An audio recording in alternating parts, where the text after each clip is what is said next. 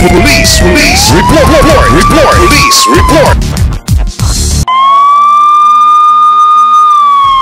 Ang police report hatod kaninyo ni board member Nemesio Imi Lahi-Lahi, board member 2nd District Misamis Occidental, chairman sa Committee on Peace and Order sa Sangguniang Panlalawigan. Police report. Police report.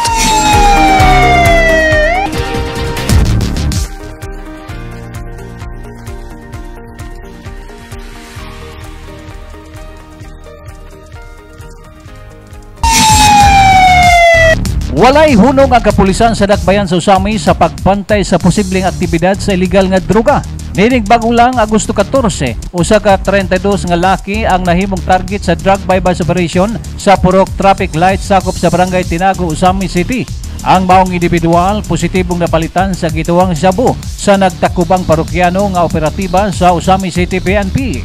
Sa pag-body search sa suspect, nakuha sa posisyon ang 500 pesos isip mark money og lain pang 5 ka sachet sa gituang shabu.